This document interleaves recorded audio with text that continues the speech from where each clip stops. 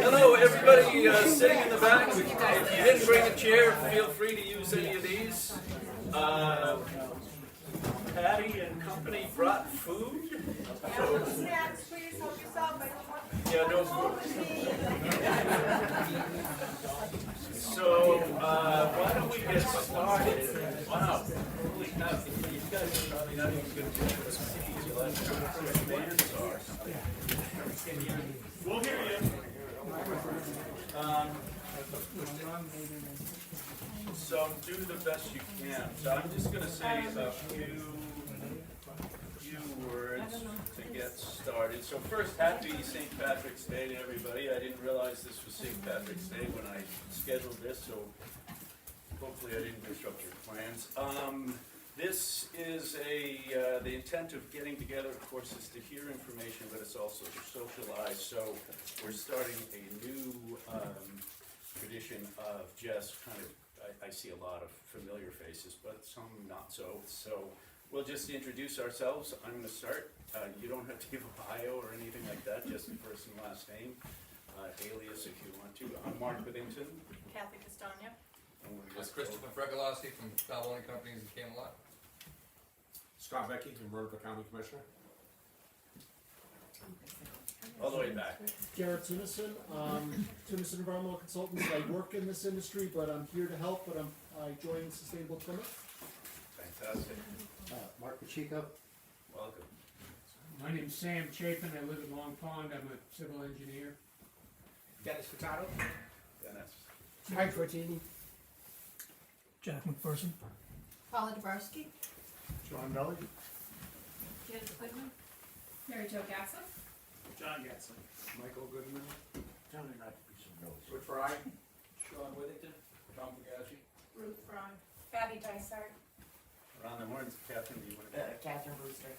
Jenny Davis. Danny Enos. Marty Enos. Bob DeBona. Linda DeBona. Stephanie Fugazi. Lauren Triplin, Director of Planning and Development for Boston South, a new neighbor. I guess Dennis, you want to go? Dennis Smith. Art DeSoldiers. I'm running for state rep. Jim Allen. Lydia Miles. Joan Hallinan. Ken Stone, Sustainable Plymouth, Precinct 16 Vice Chair. Welcome. Did we miss anybody? This gentleman right here. Richard Withington, The riffraff. local. Local gadfly. Well, welcome everybody. So let's see, I've got some notes so I stay on track. So first of all, we are streaming this live, so keep it clean. I think we've got some folks who couldn't make the meeting. So a little housekeeping, we don't have a topic for next month, so if anybody has ideas, please let us know. Case in point, Mary Gatzlick, who's over here, was the one that brought to our attention the topic that we're talking about tonight. So this is the purpose of this, is to keep everybody informed of what's going on. Okay, what do we want to do next, Mark? Okay, so quickly, select board summary. I think most people realize that the town has would like to reroute 1.75 million gallons of treated waste that's currently going out the outfall pipe back up to Camelot Park. In order to do that, they have to apply to the state for a license, a discharge license, and that's what we're going through right now. Thanks to the efforts of lots of people and the efforts of people who showed up at the last select board meeting, we had requested that the select board appoint a citizens advisory committee, which they agreed to unanimously. It's going to consist of 7 people.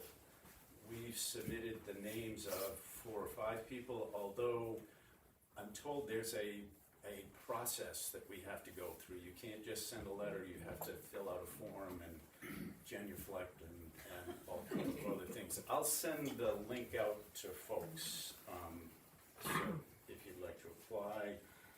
What else did I want to say? So they're going to advertise for 30 days. They're trying to get a good cross-section of people. And this gets us to Kathy, who is a retired EPA Program Analyst. She is going to talk about the MEPA process, and I think specifically kind of where we're at now that we do have a Citizens Advisory Committee. So she is the piano player, she is, so don't shoot the piano player, she's here to provide information. And we're gonna keep this really informal. Right. Or formal, whatever you wanna do. No, I thank you. I'll make some, thank you, Mark, and I'll make some just opening remarks and then give you some idea about the MEPA process and the public participation requirements under MEPA. And then I'd like to open it up to discussion because there's, we're at a really good juncture in this project that the select board agreed to have to convene a citizen advisory committee. So as some of you might know, I mean, first of all, I just want to say I'm a 40-year resident of Plymouth, retired from the EPA in 2017. I do have a lot of experience with MEPA, which is the National Environmental Policy Act. MEPA is the state equivalent of the NEPA process, so there's a lot of similarities in how it's run. Basically, it's a requirement for large-scale projects to that are going to either be permitted by the state or have great environmental impact. To the project proponents need to conduct an environmental impact review. So that is sort of why we're here doing what we're doing is to be a part of that process. I mean, MEPA requires citizen participation. There is several points along the pathway of a project moving forward toward being completed and receiving a certificate from the Secretary. The Secretary of Energy and Environmental Affairs is the final decision maker in the MEPA process. And in order to go through that process, any project has multiple, as I said, points along the pathway where they have to produce information, get public comment, incorporate that public comment, move to the next phase, and so on and so forth. So for all of you who don't really know about what's going on, the town website has a lot of good information on this project. I had to dig a little bit to find it, but the DPW site on the town, if you go onto the town's website and go under departments and you click into DPW, underneath it we'll have wastewater treatment department or section division, and there's a whole discussion on it about what is happening here. I didn't know about this project at all until a friend of mine basically said, is the state or the federal government making the town do this change? And I said, not that I know of, but let me do a little digging, so I did. And EPA is not requiring the town to do this, the state is not requiring the town to do this. This is a project that the town wants to do, okay? So the town is the proponent, and the Department of DPW is the actual developer of all this information. They have a consultant, Horsley Witten and Associates is the Horsley Witten Group is their consultant. So they're the ones who have been putting together some of this draft material. So basically you understand that the general concept is the town wants to stop using that outfall in Plymouth Harbor, which usually is permitted for 1.75 million gallons a day of sewage treatment. Treated effluent. It's not raw sewage, it's treated. It's treated at Camelot Park, and then it's pumped from the downtown back up to Camelot Park. It is treated at Camelot Park, and then it's pumped back down and treated and pushed discharged, I should say, into Plymouth Harbor. So the town's position is that in order to continue to clean up Plymouth Harbor, there's some concerns about the quality of water for shellfishing and that kind of thing. So in order to do that and to actually promote more recreation and just to clean up this large resource, the town is and also it was something which I didn't think about until I read this report again, is that it costs a lot of money to pump the sewage back and forth. So the town is basically saying one of the benefits of this is that it's reducing the amount of energy usage by the sewage treatment plant by leaving the treated effluent up at Camelot Park and then discharging it into the groundwater beds. So anyway, what I would want to say is that so the town is the proponent. they started working on this quite a while ago, because the original report that I got a hold of from Horsley Witten was June of 2023. So that was, quite a while ago. I didn't think the town personally, again, this is my opinion, and as a citizen, I don't think the town did not do itself any favors, nor did they do a good job engaging the public about this. You had to really be watching closely to know, oh, this is happening, the town is writing this report, oh, the town is proposing to change this. It's a major change to both to the harbor from a beneficial point of view, but also to the Eel River watershed. The abutters were never notified at all. Okay, Abutters so alone. that's perfect. That's a perfect example of poor public participation, okay, not good public participation. So, so I found out about it from a friend, and she asked me to do a little digging, and, the more I dug, the more I realized that, this is not a really full-body public participation program.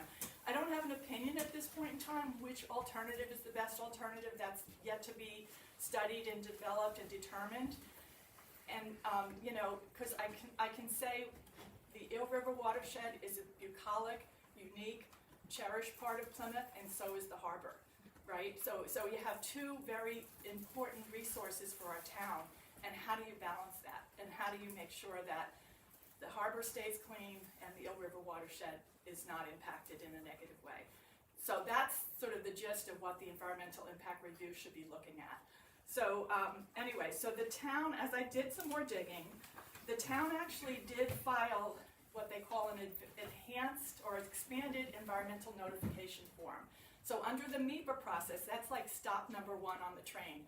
In order for you to do the project, you have to write your environmental notification form. You submit it to the Secretary of Energy and Environmental Affairs. They review it, the MEPA office review it, and they also solicit public comments. Well, there were very few people and very few organizations in Plymouth that actually provided comments on this environmental notification form. And there was actually a meeting. There was a meeting in Town Hall, October 4th, which had a whole, lots of information about the project that is on the website. Again, Mark will send you the link to where you can pull down this information to really educate yourself on what they're proposing.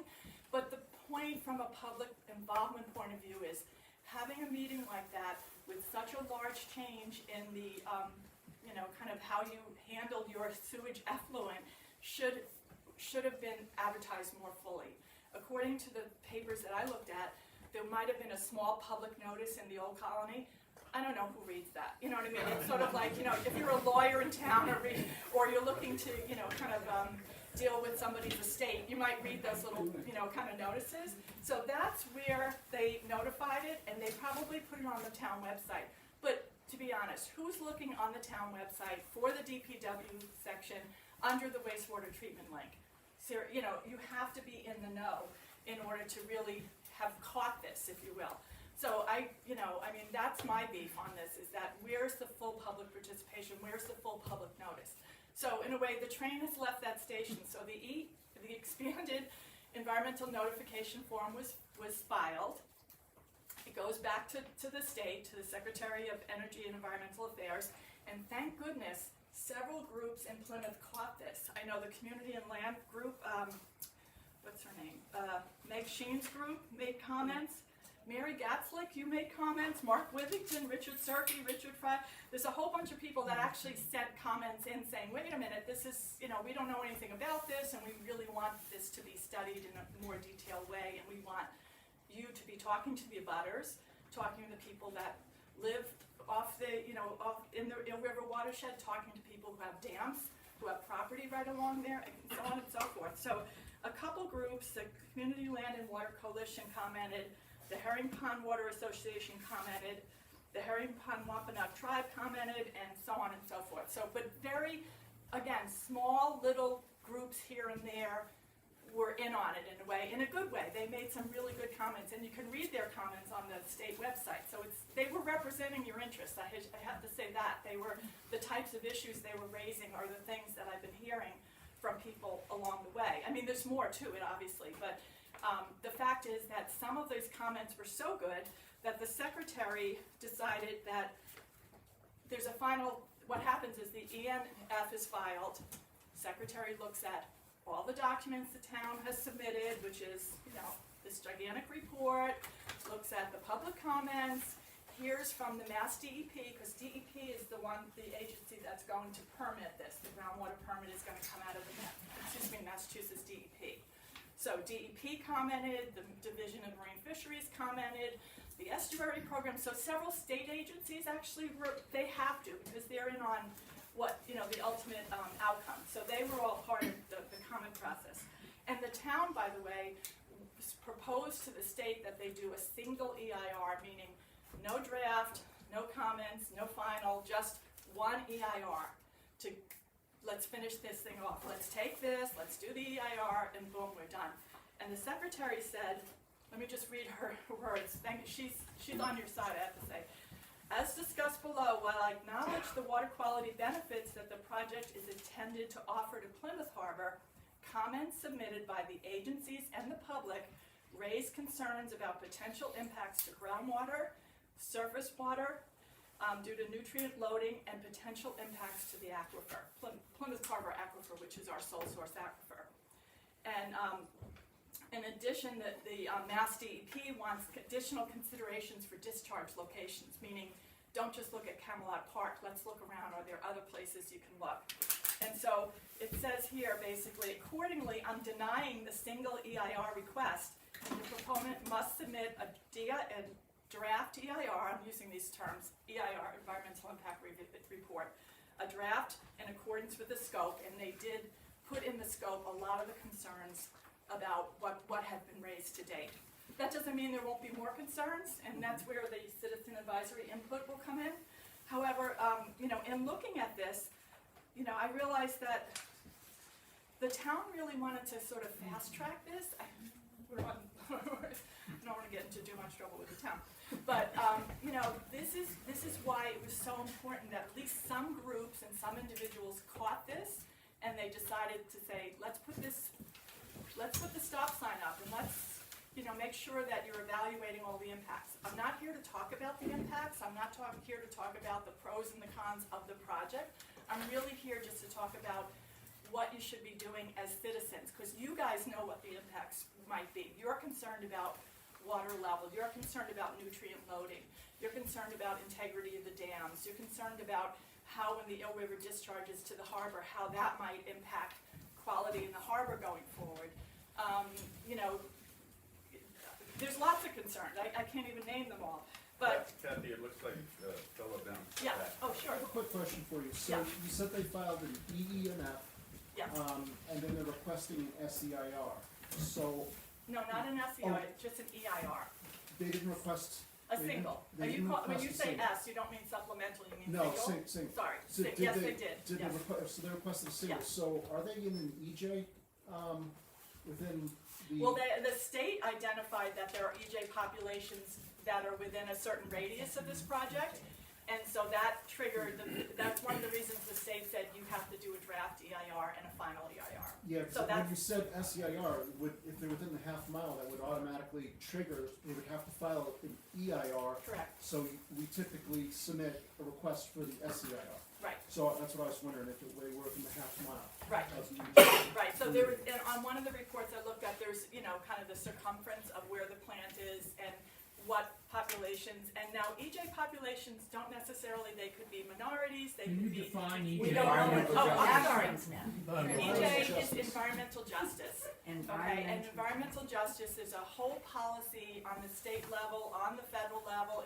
It's very, very, it's a consideration that needs to be looked at. And basically, environmental justice populations are either impaired, health impaired, or they might be age impaired, not impaired, older, I'm older, okay, older folks that, they might be minorities, they might be non-English speakers. I mean, there's a whole host of groups that would fall under what we would call environmental justice considerations, meaning. Bald people fall into that? Pardon? Bald people? No, not to date, but you could make a case. But anyway, No, so 'cause yes, you'd be back to human. your question, because there were identified environmental justice type communities within Plymouth, that also made the secretary's decision drove part of the secretary's decision, okay? So that's a good point. So basically, so the secretary decided, here's your scope, this is what you need to do, and they really didn't talk about a citizen advisory committee per se on the state level. They basically are leaving it to the town to do a draft report, have a public meeting, receive comments within 30 days. I mean, it's a very standard process, you know, written comments, comments on a website, you know, public meeting comments.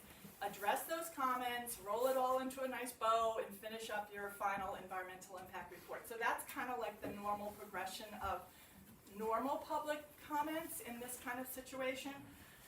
Considering that the town really didn't, I think, strategically think about, you know, the kinds of stakeholders that would be impacted by this and concerned about this, the fact that they didn't, you know, do a broad public notice about this project really, I think, makes having a citizen advisory committee all the more important. In fact, when I first met with a couple folks and Mark as well, my first comment was, well, where's the citizen advisory committee on this? On the federal level, a project of this size, we would be required to have a citizen advisory committee. There'd be no question. And in fact, one of my jobs at EPA many years ago was I ran the CAC, Citizen Advisory Committee, for EPA on the Boston Harbor cleanup. And you can imagine the contention about that. Where the sewage treatment plant was going to be. Was it Deer Island? Is it going to be Nut Island? Is it going to be Long Island? All these, lots of different competing interests and lots of concern on a very high level, political level. And I know our agency was like, we don't want to be sued. We want this decision to be, rock solid, and we want the public to agree on what we're doing. And so we had a very full-blown citizen involvement process. So a CAC, a Citizen Advisory Committee, really should be you should be taking the concerns as you hear them around from your neighbors, your abutters, your just general folks in the town, and bringing them to the table and having the town's consultant meet with you on a regular basis, explain what they're studying, get a chance to have comments on what they're studying, and bring it, kind of in a more interactive process, as opposed to, okay, we're going to study this and we're going to tell you it's fine, and then we're going to hear your negative comments about it. So the whole point of the Citizen Advisory Committee is it's not going to change everything, but it's going to allow for input, and it's going to allow for further consideration of things that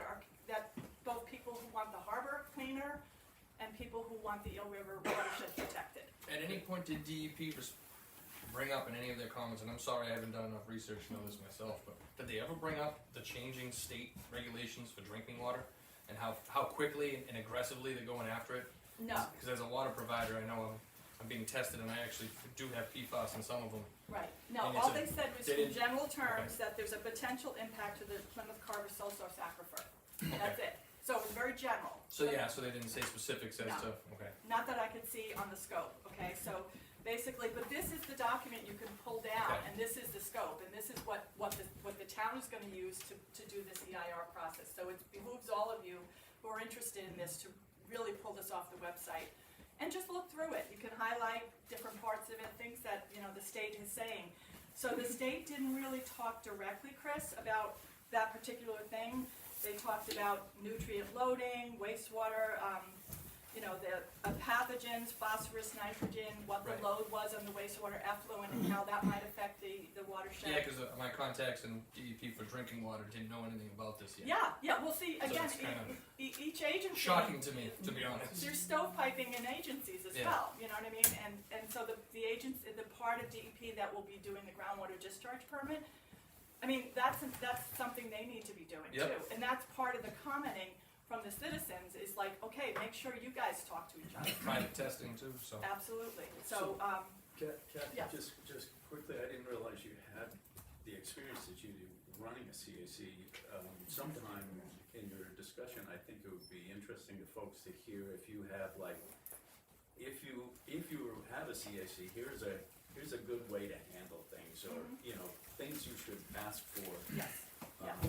That's kind of the conversation I had yesterday with some friends, but let me answer that question first. First, I just want to reinforce that everyone was kept in the dark, and I think everyone find this kind of ironic, is we're doing a deep dive on all the reports and studies we've met with the town for the past 2 years to talk about infrastructure. It was shocking for me to find in my looking through documents, the October 12th PowerPoint, that our 160 acres was actually identified as a discharge area, lot MM. Oh, And your it's lot highlighted in MM, the that's report. right, yeah, And yeah, it had never come up in one discussion with the town that they would consider it our site yeah, as an additional discharge site. So yeah, I think the former DPW's departure yeah, and then bringing a new one, this is one issue that I think, if you look at the pump station on Somerset Street that fell through the cracks, for water for all of West Plymouth, I think that hopefully there'll be a new change, but trust me, we've all been in the dark, even if you've been spending a lot of time and effort looking into all these things. They were not openly telling people what the plans were for this. yeah. So, That's an excellent it was point. pretty shocking to find. It you know, is you know what shocking. I I was mean? shocked as a I was like, citizen. what the heck is this? You know? This gentleman back here? Yeah, so we all want the harbor cleaner and stuff. Yeah. But has the feds come back in and done the study again like they did 35 years ago, 38 years ago, where they found all the houses at Powder Point and all the houses there up the Jones River with no septic systems and made them put in things? Have they retested all of that to make sure where the water, Where the degradation is where the coming from. degradation is Yeah. coming from? Yeah, I mean, I seem to remember reading it very clearly in Yeah. the Old County Memorial when it was, but yeah, some lady had 60 cats and she was throwing the feces and the litter box out onto the marsh every day. I'm assuming somebody from the feds will be coming through to check to make sure that that's where if they want good shellfish, somebody's got to check all those houses that don't have septic systems up the Jones River and everything else. yeah, that's an excellent point, and I have not seen that in any documentation. The only thing I saw was there was a dye test done on the discharge, the outfall discharge in Plymouth Harbor, and I think it was 2018, 2019, to look at the dispersion of the effluent, but I did not see any land-based evaluations of seepage from either poorly regulated septic or illegal combined sewer, there could be a lot of different Storm discharge drains, all that sort of sources. stuff, if things are connected illegally to those, Yeah.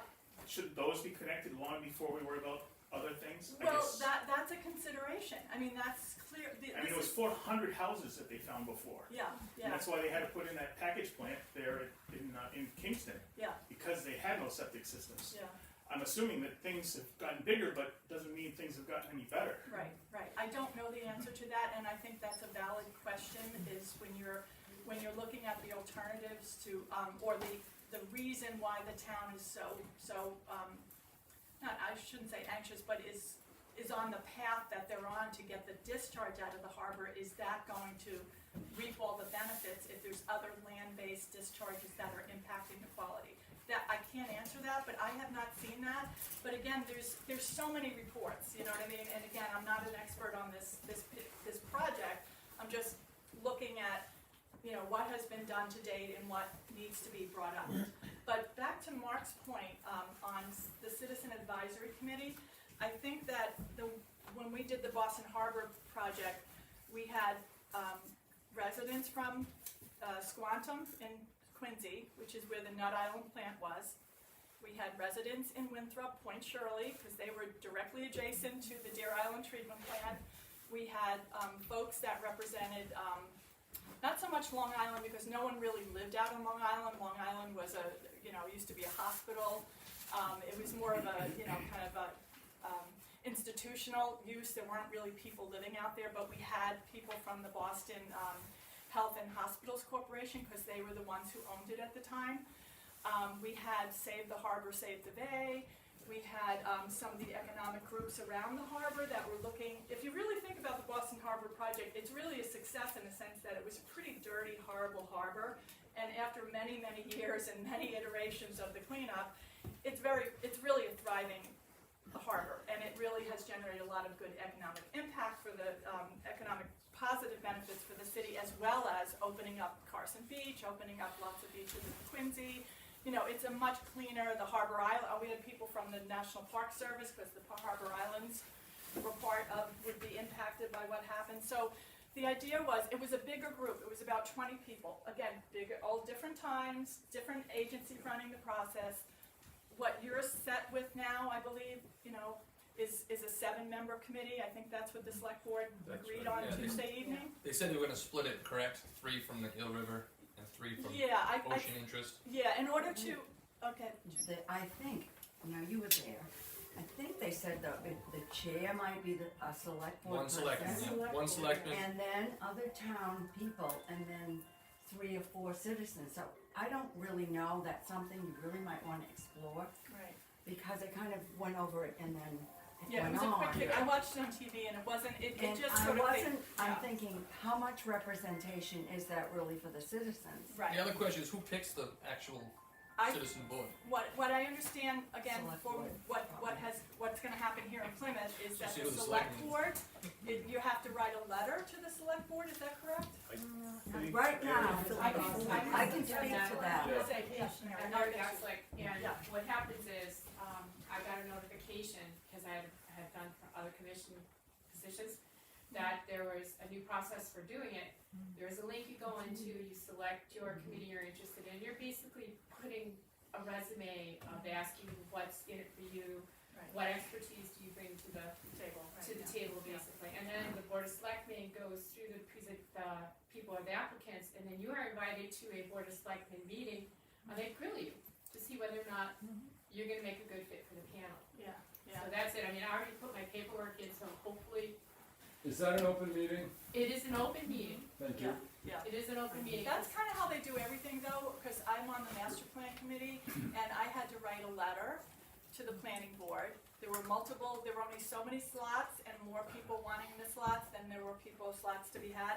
And we had to write the letter, tell them what our background was, go to the meeting and talk about why we wanted to be on the committee. So I think you're correct. I think that's gonna be the process. You still have to go to the website and fill out the application. That's different. See, it used That's, to be that's just the write- brand new process that they Okay. mentioned in the last selectment meeting, they were there, they were saying that there's a new process. I'm surprised that they actually posted it as quickly as they did, that was, what was Yeah. it? Was The Tuesday? meeting was on Tuesday night. Tuesday, and I already got, the next day I got an email and I already put my application in on what, Okay. Thursday? I think I told you guys, Thursday. Okay, so that means it's open season, if you will. So if you wanna put your name in for this, you have to consider it, right? I'm not sure that the process is completed yet though, because the selectman and the town manager were really looking at the application process, and they may add Cory to all volunteers. The Cory test They is. did say that, I heard that. So, Yeah. I'm not sure, Change it I think it's still in the process of, I don't think they've finally voted on it. That's all I know. Yeah, no, I didn't go to the meeting, but I watched it on the, I mean, they Have to don't ever come out and say, like one of the selectmen, this is what we're doing now, this is the process we're gonna do, or the town manager. It would be very helpful for all of us. yeah, It's that I in can't, flux right I now. can't answer that. All I can say is that I think what the gist of what I heard was they'd like to have representatives of people who live in the Eel River watershed, who might be impacted by either nutrient loading, dam ownership, anything, any concerns that people would have. And they also want some people that might be shellfisher people or recreational boaters or something like that. So they left it very broad. They left it broad, so it's sort of, from what I see, it's like half the committee might represent more of the harbor interests and half the committee might represent more of the watershed interests, and that's the general gist of what I heard. I think so. Yeah, One of the things that I did take away from that meeting, and correct me if I'm wrong, those two guys who attended it, was they stated that the charter of the Citizens Advisory Commission and the function of it has not been determined as to what Right. process. right, So I think that's what, you still have to put the application in, they just haven't told you what your right. responsibilities are. Right, and that's a very important point, because, I mean, this is why, you're here to kind of think this through. It's like, what would you recommend? I would say you'd wanna meet at least monthly with the town, DPW director and the consultants, talk about as they're developing this draft environmental impact report, looking at the scope, making sure everything on that scope of work is capturing the concerns that you might have. If there are more concerns beyond what the secretary said in their scope, I don't know how you negotiate that with the town, but you would have to negotiate that with the town. If there's something that because the secretary wrote the scope, okay, and they issued it to the town. So in theory, the town only needs to listen to what the secretary is saying. However, the town has now opened up this process in a much broader way than it had to. So you would presume that they're gonna want more input, because they don't want, at the end of this process, let me go back to my little train on the station timeline. At the end of the process, there'll be a final EIR, and let's presume it's tight and it's good and it checks all the boxes. Then the Secretary of Energy and Environmental Affairs will give a certificate, and the certificate is a certificate of completion. This project has met all the MEPA requirements. That doesn't mean it's the permit. The permit still has to come from DEP, but it's the process from MEPA is complete. And if you're not happy with that, not you, the general view, if anybody within the impact area is not happy with that, they can then put a legal challenge in. So there is an opportunity. I mean, I'm not suggesting you do that. It's expensive and it's time consuming and it's a real headache.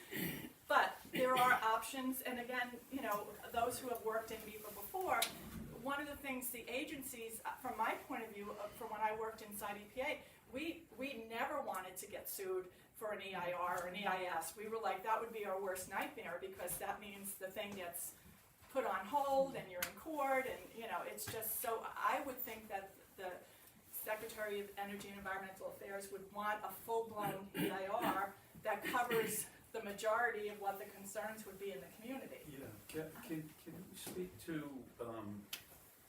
so you have a Citizens Advisory Committee, what are the different governance processes? Like, does the committee actually vote on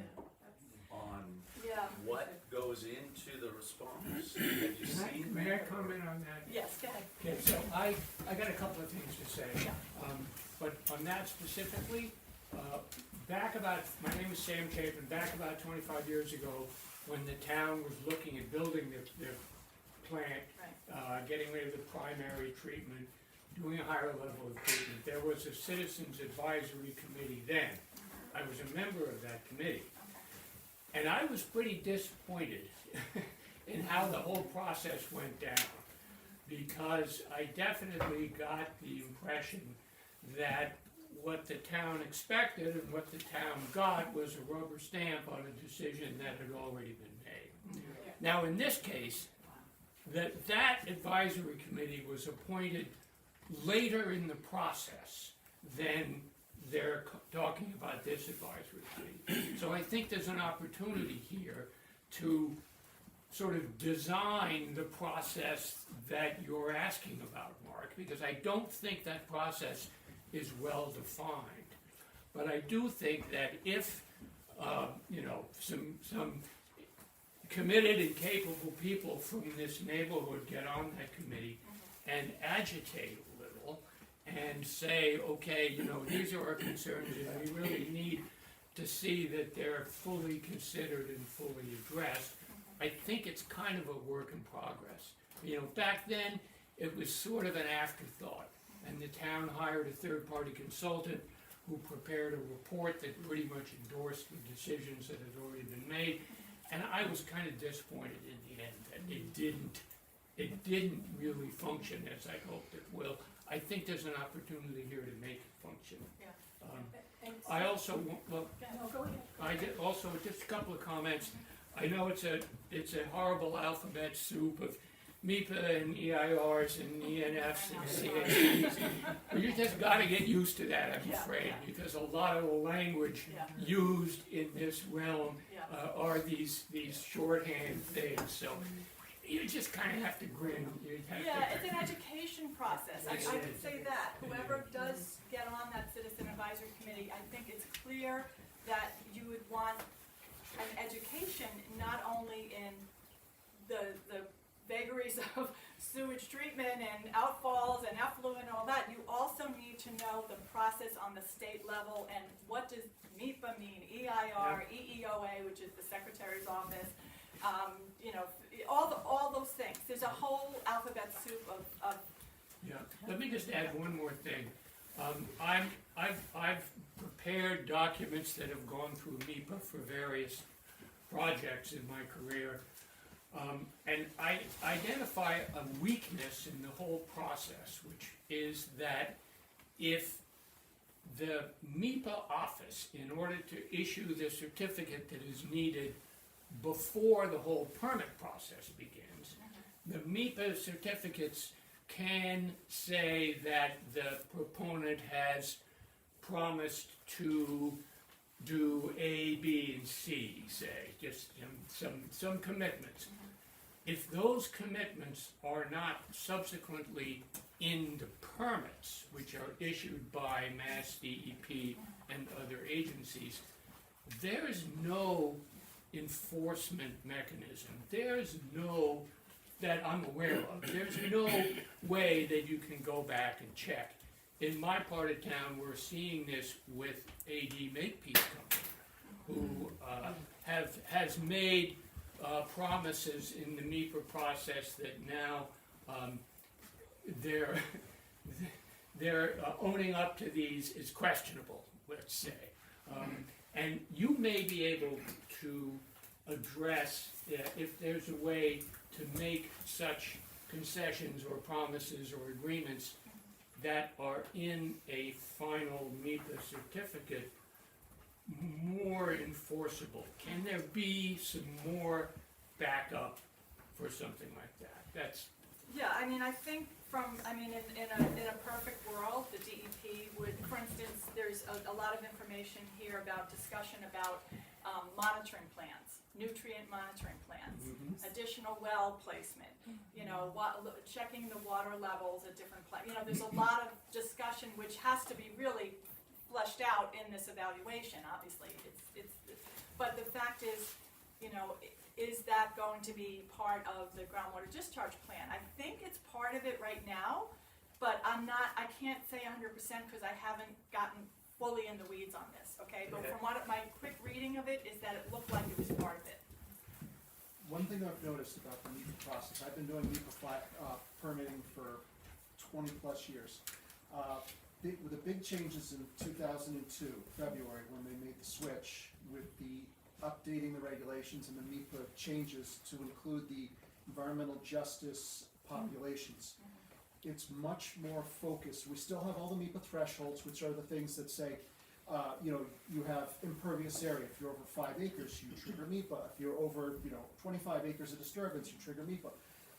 They added the EJ population. Now, a substantial amount of it is focused on how the project will impact that population. That's something I noticed. And all the analysts, it was like right when the regulations came into effect, a lot of the old analysts disappeared, and it's all now new analysts. So when I had a couple of permits in at the time, they didn't know how to handle them, and I was talking to other consultants, and they're going, "Oh, they don't know what's going on. They don't even know how to interpret." We had an attorney on one of our projects. What's going on? They're like, "We're working on setting up standards." Like they didn't even have that at the time. It's completely changed.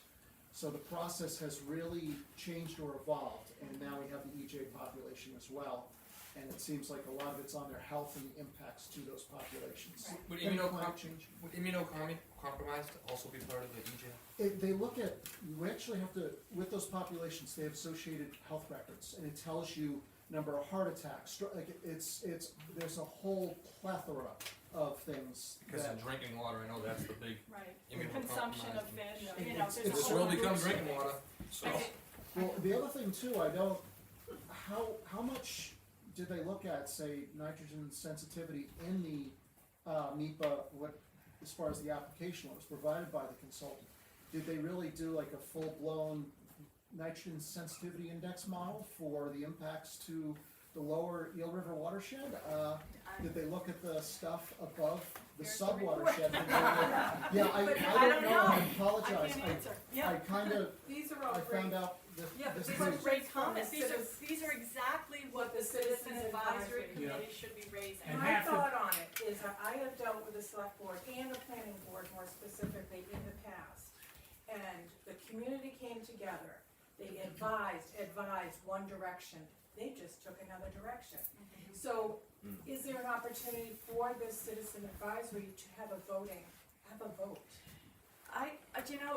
It's a funny thing, it's not part of the regulation that there is, I went through the MEPA regulations this morning, trying to understand this. There is a part of MEPA where the Secretary of Environmental Affairs can put together what they call special review procedures. Yeah. And that's if it's what they call highly, extraordinary, highly contentious, technically complicated projects, okay? Yeah. So the secretary in theory can pull together a citizen advisory committee. The secretary appoints it and the secretary listens to that committee. This is not what's going on here. This is not what the town asked for in the filing. They just asked for a regular EIR process. The fact that you all have risen up and brought these concerns to the forefront is why the town agreed on that. So we're in a funny area because I think the town is agreeing to the Citizen Advisory Committee. To what extent is the town gonna address and listen Yes. and potentially change the final outcome, or maybe add another layer of treatment at the plan, or another mitigation plan, or, there's a whole bunch of things to kind of soften. I'm just concerned they're gonna placate to the group and then still do whatever they wanna do, so that's why I I'm don't wondering know. if we Yeah, can sort of, as we develop this group, add that in. right. Like, we get to vote, we're a serious person sitting at that table, we're not just, Yeah, you're not rubber we're stamping not, it, right. exactly. Right. So- I think these, okay, I'll get you in a minute. These are the kind of conversations you have to have with the town. Who's gonna chair this committee? Is it gonna be someone from the select board? How open are they gonna be to hearing what you'd like studied in this process? And so we're in your territory. It's the beginning, so maybe this is. Yes, it's a great opportunity on one hand, but it's not set in stone how this committee would operate, and this is why this conversation is very relevant and timely, because whoever winds up being on this committee, you really need to think about how you're gonna structure yourself and how you're gonna make sure your concerns are heard. Yeah. And you may not get everything you want either, you have to realize that this is a, push and pull situation, but the fact that you can raise the issue and have it studied to a certain degree is progress. It's as opposed to not having any say in how this scenario for treatment goes on. I have a question. From what Sam said and from what you're saying, is you would like this committee to have some teeth. Yeah. And is there a way that could be installed, within one of your first meetings, as, what is the Citizen Advisory Committee outcome? And so you can achieve something, and so it's not going to be, rubber stamped at the end or completely ignored, like, no, this is our end game. Right. Also, like a worst case too. I mean, what is the other question is, I mean, at the bare minimum, that plant is archaic. It was built archaic, it's still archaic. It doesn't even have ozone treatment. I mean, no matter where it goes, it needs to be treated better. Well, I am that's sorry. another outcome. That's- They never talk about it. Otherwise, you'll be cleaning it out of a river in 10 years, and it's impossible to clean this stuff up. Right, that's something that hasn't been evaluated. Okay, what's the level of treatment? The level of treatment, it's secondary treatment right now Yeah. with enhanced nitrogen and They got the phosphorus state removal. minimum to be able to put it in the ocean. What They weren't about planning on putting it tertiary in. treatment? Is the town even considering that? Yes. So, I think in a situation like this, we have to set what is the main goal and objective. And I think for everyone here, the main goal objective is the preservation of the Eel River and our drinking water. And then you back into this. What the MEPA process is it leads you down the government process. But what is the main thing that we're looking to protect? The three major flaws that I've identified so far, and I think people will agree, is one, as he stated, he tipped on it in the Jones River. What's the base conditions? Is the nitrogen loading and everything that we have currently acceptable? And are there improvements that could be made now before we add a different impact to it? Okay, so doing a full survey of the nitrogen loading, and I can tell you three: the golf courses, there's a cranberry bog on the Eel River, and the agricultural uses with a horse. 1,000-pound horse generates as much raw waste as 4 single-family bedroom homes.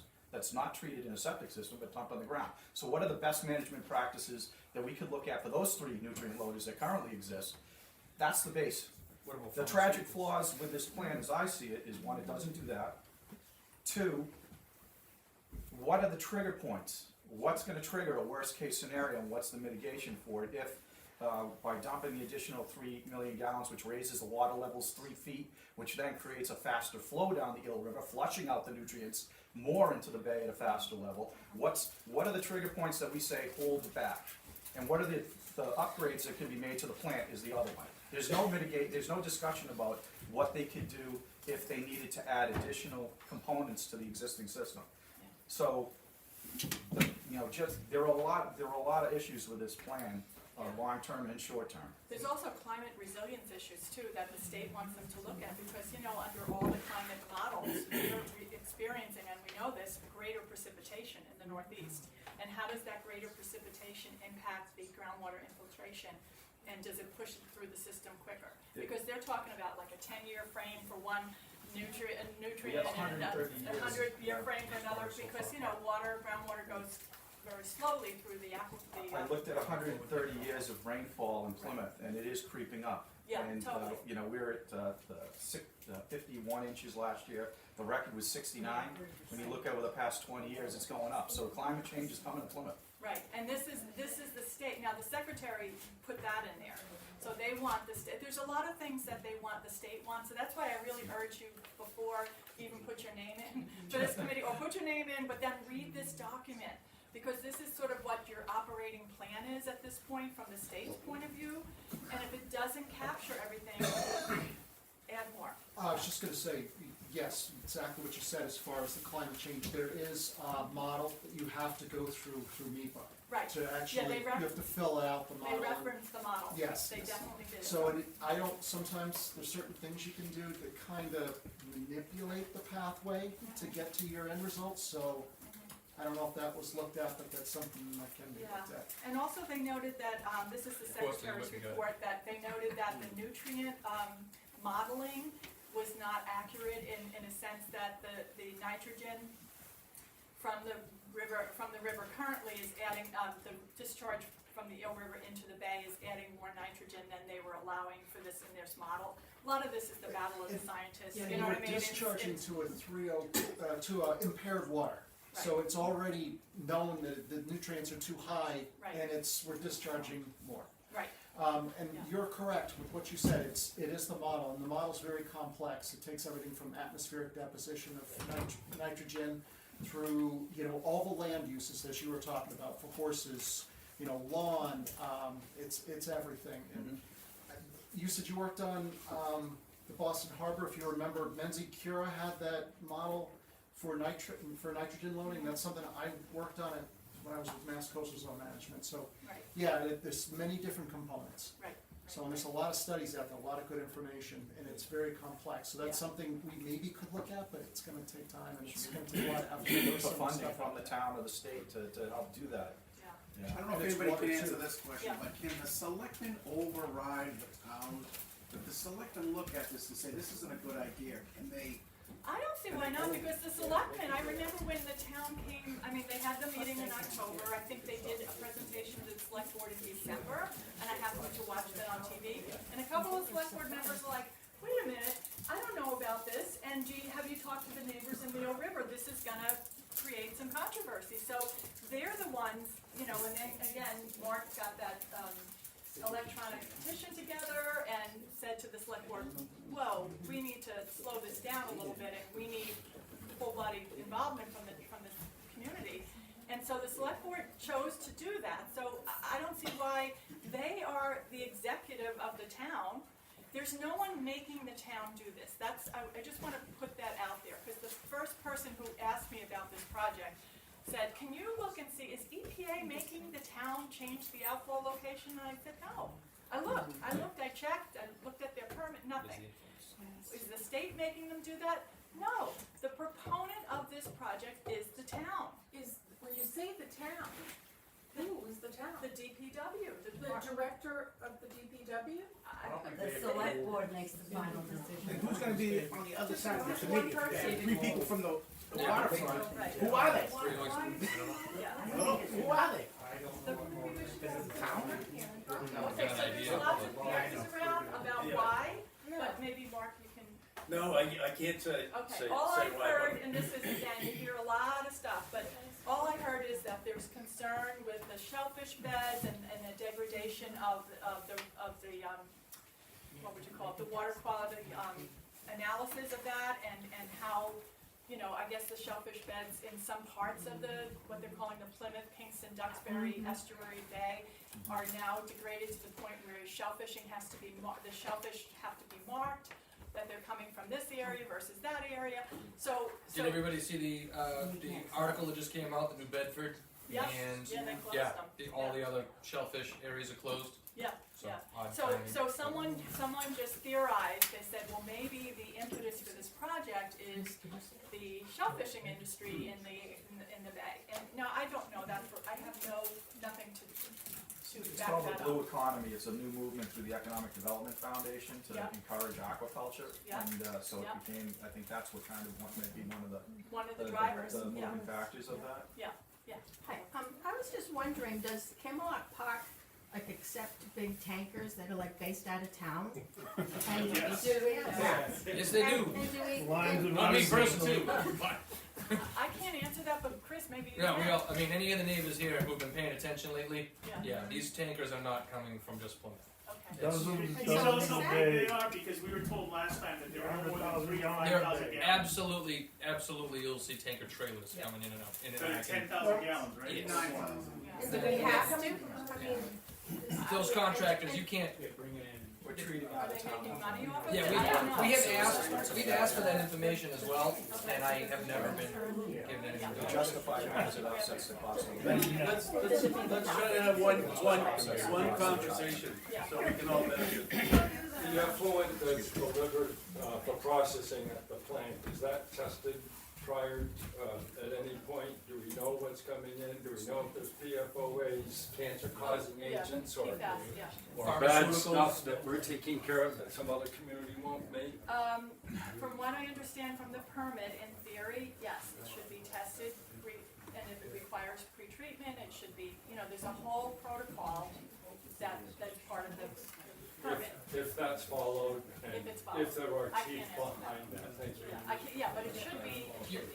The towns are, Oh, yeah, I'm sorry. Jerry would like to speak. Oh, yeah, sure, Mary. I'm sorry, I'm sorry. I have a question for the engineers in the group. No, the engineers, they're all these IQ engineers. Now, when I read the reports, I saw that a lot of the data that they were using is old data. When they talk about doing the dye study, big look, they did it at the bay, did they ever do it from where the sand filters are out to see how it travels? I don't think I ever saw anything on it, I don't know if they ever did it. So would that be something that a citizens advisory panel could push on for establishing a better baseline? Because between 2018 and now, It's look at how much the different. town has grown. Yeah, and I agree with you, from what And I it drives me saw. absolutely batshit when I Yeah. see that. I mean, for case of clarity, when I first came into the town, I worked as a laboratory technician for the wastewater treatment plant. Okay, Have a grade 7 wastewater treatment plant license. okay. Inactive, but still there. Yeah, but this is a perfect, you'd be great. So I'm looking at that report going, well, this won't fly, this doesn't fly. Right. And when they say we did a groundwater or we did a dye test, it's like, I did that too when I was working there. Who cares about the bay? Yeah. I wanna know what's happening Right. on the Eel River I watershed. think they looked at modeling, but I don't believe they did a dye test. They did it. From what I can see is there were several models that were shown in the reports about perspective, if you add 1.5 million gallons a day, what would the rise of, the water table be, and what would the groundwater mounding be, meaning that, And you could, if they have all that, that adds an extra 6 inches over your dam, I believe, with the Right. increased flow. Yeah, there's a lot of stuff in this. Yeah. I would recommend you guys take a look at this, the Yeah, I've seen report that. that was done for the October 4th selectmen's meeting, or public meeting. And they talk a little bit about the integrity of the dams, they talk about prospective water level rises as a result of the using these beds. But you're right, there's a lot, I did not see any of that either. So, and neither in all the paperwork that they did their little shuffling in, Yeah. did they indicate that they were gonna shut down the outfall. They said, we're gonna use it as an emergency. Right. Which, come on, The storm Yeah. events. anything, you could just designate it, anything as an emergency. So Right. you have a potential of 1.75 million gallons going out the ocean, Right. Untreated. and then another, No, it would be treated, it would be treated. it's treated, but Yeah, it'll be another treated. 3 million potentially going into the sand filter. So are they gonna try, I doubt they would, because I don't think they're that stupid, to combine the two flows. Like, oh, we're putting this out here, And we're also putting that out there. I don't think there's see that. physically enough flow in the town to support that. No, I don't think But there it's is just either. something doesn't smell right when they're not totally shutting off the discharge to the ocean. They should have. You're doing that now. You got them going both places Well, now. yeah, they can, they're 300,000 They have a gallons. small permit to do injection. Yeah, but what they wanna do is They increase want the to ejection to make 3 that million. permit much bigger and then leave the outflow and in the that- harbor as the overflow and the emergency outflow. Yeah, and that So, just alcohol, concerns me, cause No anybody can no make control anything over what's emergency. going on. Yeah, None. by law, should we be told when they're doing the, out into the sand? I mean, I can't get an answer to that. No, because it's Because part I- of their permit. It's part of their permit. To- No. The town, To answer your they're question. exempt from those sort of things. If you were a private business, it's a different story, but because it's over, the town has it in charge. You know, the contractor, their town is exempt. Just like testing for anything else, they only, or the state, or Deer Island even, they don't have to, we're hearing all this stuff about different things being done. Just so you know, I But did the towns ask. are exempt. I was told the same thing. We can't format that for you. They should have two different permits. Yeah, So they do. they Yeah, have they a do. groundwater They have- discharge And permit they and have an NIPD's, NPDES, EPA permit, right? National Discharge Elimination Right. So they System permit. potentially can discharge out of both of them if they wanted to. They have limits, and I don't know how they're handling that. It'd be interesting, I'd have to see more what's going on with this permit. Yeah. Are they shutting that, are they using less? Do they still have that, or are they modifying that, or what's According to going what, on? what I saw, the They just- permit was just reissued on the federal level, the NPDES permit in April of 2023. Whether it was whether the outfall discharge amount was changed, probably not, because this project hasn't gone anywhere yet, right? So my guess is that the 1.75 is still in effect. Yeah, it's still on the books, they And still have it's, that and permit, it's it's not, still right, active. and they do have to report on that, there's I did do reporting monthly reports. requirements, you know Yep. this, as if you worked in the plant, Yep. there's definitely reporting. So why don't we have one or two more questions, Dennis, you've got one, because it's 5 o'clock now, and And I'm asking this question in a way and changing the subject. We're not sure what this committee is going to do. We don't know about the selectmen. You were asking Mark about our next meeting. Would it be wise for us to invite one or more selectmen or selectmen candidates to come and talk to us about this? Are you talking about what the makeup of the charter for the committee is? No. I'm talking about the selectmen. We're not sure what the position is of the selectmen. That's a good Oh, one. they're- Take the advisory committee stand on it, or are they gonna take their own? Well, the select board, just from what I could gather from Tuesday night's meeting, or Derek mentioned off the cuff, it would be great to have a select board person chair the meeting. So that's the question, who's gonna chair the meeting? And what are the operating rules for the committee? And how are you gonna, how often are you gonna meet? And what kind of input are you gonna do? And would the committee be responsive? Would Horsley Witten be responsive to the committee's concerns? Because again, the scope is the scope. Anything above that scope is gonna cost money to do further work. Is the town gonna wanna do that? I don't know, those are things to ask. I think that's an important part, not only the makeup of the committee, but the committee's gotta meet at a time when the public's available to attend. It should be a posted meeting, everybody should be invited to go, and there should be a public comment period. Correct, right, and there should We be, gotta it make should sure be that on, happens. either on, people can zoom in, or they can show up at the meeting. It should, well, I guess according to the open meeting laws, you can't, you're gonna have to be an open meeting. You have to, yeah, so that's not, that will happen anyway. so it sounds to me like I think we should be proactive and try to at least figure out the questions we're gonna ask, like who's gonna chair this, how are you gonna make these decisions, et cetera, et cetera.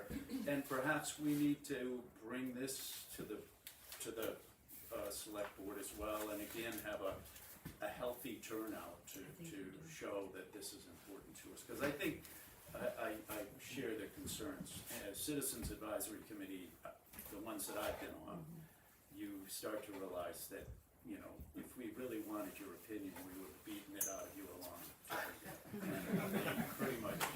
So, one more question. Yeah, it's not really a question, I think it would be great to, even if you're not on the committee, Kathy. Yeah, I don't wanna You're trying to be- imagine. Sorry. But if some of the people in this room Yes. can be advisory to your committee. I'd be They don't happy to be have to be advisory. on I it, but just they can be can't be on it, advisory. yeah. And I think 7 is really, they said, oh, we don't want it to be too big, but if you're gonna have 3 people from this area and 3 from the ocean, or 2 from the ocean and 2 the other, And then I swear, the town manager said, the chair will be the select board, and then it will be a couple of other people from the town. Yeah, you're Yes, right. I think. I heard Am that. I the only one that too. heard that? Yeah, no, I heard that, So right. that doesn't give you a lot of citizens. Exactly. No, I think it should be. It should be like if it was nine maybe, Yeah. so you've got three from each area. Hey, being on a committee right now, I'm on handicap. Okay. In the advisory panel, I'll tell you, if you're gonna start a CAC, you better make sure up front exactly what you think your roles are gonna be. Because we're clearly an advisory Yeah, panel. we're all advisory. It's We an have no advisory teeth. panel, we don't have any governing authority. And that's why the state, in our particular case, started an independent work group, which they formed within the state, which reports to us bi-monthly. But they're actually the ones that are close to the state, and they meet with all the state employees Yeah. that are part of this. I mean, the only thing, all I can say is that if the town is trying to avoid a lawsuit at the end of this, they need to be listening to the concerns of the citizens. Well, they can listen to them, but I'll tell you, you gotta clearly define up front what you expect to be your roles. I'm telling you, it's Yeah. gotta be up front. And I also think it's gonna be a financial impact. If you expand the scope and you want more study and you want more evaluation, or you want a different type of modeling, or you want, things like that, that's gonna cost the town money. The town is paying Horsley Witten to do this. You gotta look at it both ways. You could push back, and they have to justify how good these numbers still are from 2018. Correct. Give me the facts. I don't care if you say, I think it is, just give me the freaking facts if they're still good. Right. Otherwise, put the money down. You'll save yourself from a future lawsuit from the citizens. It's just, And I get a feel for, I live right on Russell Mills Pond, so it's obviously very important to me, but I'm not super qualified. I mean, there's a lot of people here, engineers and stuff, that are much more qualified. And I'd rather be in the peanut gallery and have some of these engineers on the committee, or like Dan Enos, that's lived there for 82 years, sorry about your age. All right, Michael, I volunteer. I volunteer. He knows that whole area like the back of his hand. So I would happily sit, I don't wanna be on the committee to someone like Dan or Mary Jo and the meetings are or whatever, so. Yeah, that's good, Gordon. You Yeah. think about that strategically, who would be good. Yeah, so I don't know if there's anybody who's looking to raise their hand. Dan is. Yeah, my question is, if you have this advisory committee, if the selectmen are not willing to take what you say you wanna do, what is the point? If you have no authority to say, look, this is what we're gonna look at, this is where we want it to go. We not just take what the consultants say, well, we think this. We've already spent, in the last 40 years, probably $2 million on consultants, and this is where we are. We've got a whole room full of engineers in the town of Plymouth. What the hell have they been doing for 40 years? I think you could also, this is something I mentioned, and thank you for reminding me, is that the MEPA office will have a liaison for this project. Yeah. And you really could bring that person to your meetings and make sure that they hold the town's feet to the fire for at least the scope that's been identified to date. And the scope is pretty, there's a lot of things that the secretary wants them to look at that were not proposed, okay? So, and this guy's nodding his head, because the MEPA office has some clout. I mean, Okay, if you want to propose a different outfall altogether, will they listen to that? Or they Mobile estates, as Right. well as site one, what is it, 101, site 101? Site 101, Yeah. yeah, so, but I don't think they reconstruct, I mean, this is just my opinion, that they're not gonna move the outfall Next to location that they Walgreens in have the now, back. that's too expensive. I don't think So why don't, let's do this, because it is getting late. Just one thing I want to say, when you brought this up, that the fact that the state's not making the town do it, the Fed's not making the town do it. The meeting we went to in December, I asked them point blank, why is this being looked at? Yeah. And the answer was, as we all know, that it's a money issue. They want, and the answer was, as we all know, that it's a money issue. They want to be able to shut off the pipe and dump the effluent into those pits, because it doesn't cost them a dime. And that is a really strong push, in my experience, with the town's politics. And as Tom, who served the town of Plymouth 600 years. And I was below that a little bit, but every time we went to meetings at department heads, and always, the bottom line was always the buck.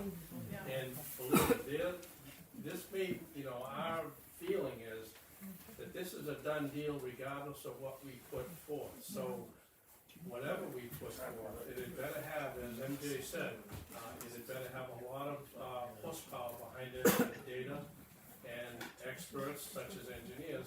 And even at that, I'm not really sure if it's going to be enough. At Russell Mill Pond, we saw what happened when they took out the dam at the head of the pond.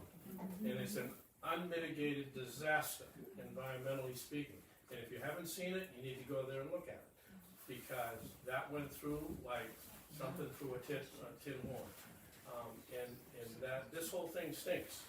It really, and not to be a pun, but this is money.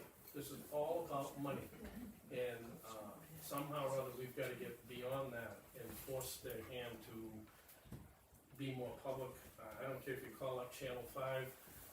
I think state people need to be involved in these kinds of hearings. The state should come in on the Citizen Advisory Committee, and they should be a Absolutely. non-voting member, because I know I was a non-voting member on the Boston Harbor one. I was required to go to every Citizen Advisory Committee meeting, and And I've sometimes already my heard- boss and my boss's boss.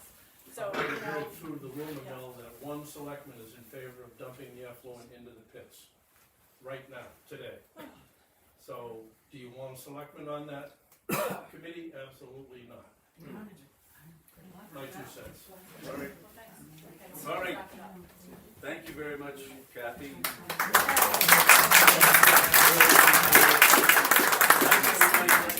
Stick around, chat with one another. I think